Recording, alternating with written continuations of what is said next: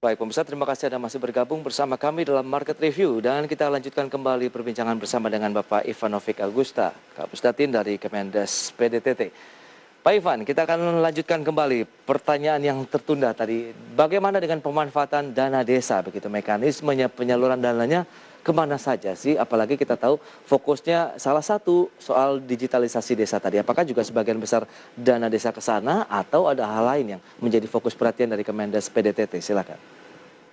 Ya, terima kasih Pak. Jadi dana desa itu di dalam peraturan pemerintah nomor 60 2014 itu adalah APBN yang masuk ke desa. Jadi ada mekanismenya akan sesuai dengan mekanisme APBN, Pak. Oke. Tapi sudah dipermudah oleh Bapak Presiden mulai tahun lalu.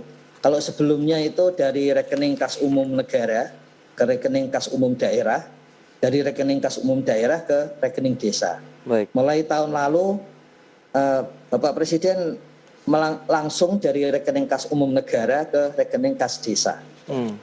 Kalau tadinya itu 20%, 40%, 40% pencairannya, sejak tahun lalu dibalik oleh Bapak Presiden 40%, 40%, 20%.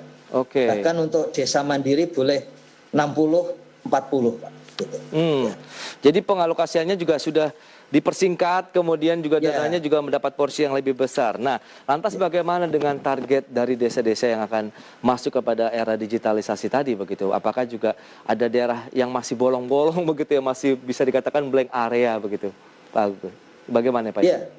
Jadi memang tidak semua desa menganggarkan untuk internet gitu, dan untuk aplikasi, kecuali di tahun-tahun awal Pak, di tahun 2015 itu banyak swasta memberikan ya waktu itu pemerintah sendiri belum menyediakan aplikasinya gitu, sehingga banyak swasta memasarkan itu ke desa-desa. Tapi sejak yang sekarang ini mereka sudah tidak membeli aplikasi karena semua dibagikan gratis, baik itu dari Kementerian Keuangan, BPKP, Kemendagri, Kemendesa, Bappenas gitu. Jadi desa tinggal mengambil saja gitu.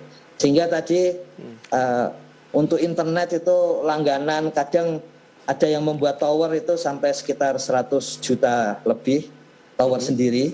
Itu berdasarkan dana mandiri begitu? Dari dana desa Pak. Iya, itu apakah juga pengembangannya di satu desa satu tower atau mencakup beberapa desa untuk satu tower biasanya Pak? Itu kalau dari administrasinya satu desa Pak. Oh, satu desa.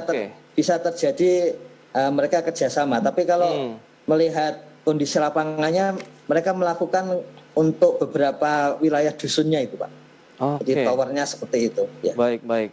Berarti pengembangannya sudah cukup masif ya untuk meningkatkan aksesibilitas begitu, khususnya untuk jaringan internet di pedesaan.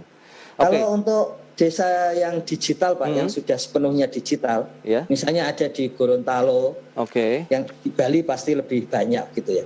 Nah yang di Gorontalo itu sudah sampai ke level tidak hanya internet ya, tapi juga berbagai infrastruktur yang sifatnya itu untuk mencek kondisi desa Pak. Jadi misalnya ada sinyal untuk kalau ada orang lari kenceng gitu ya.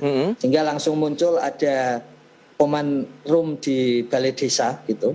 Sehingga itu dideteksi, berarti mungkin apakah ada pencuri atau ada sesuatu yang penting, sehingga langsung muncul di dalam HP warga itu ada deringnya begitu. Jadi kalau yang sudah smart village sudah sampai seperti itu sih.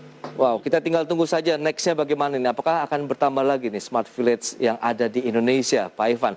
Mohon maaf waktu terbatas ini. Terima kasih banyak atas waktu dan juga informasi yang diberikan, tentunya sangat bermanfaat sekali karena pedesaan juga menjadi salah satu penyokong perekonomian nasional. Pak Ivan, terima kasih banyak. Selamat melanjutkan aktivitas Anda kembali dan stay healthy, Pak Ivan.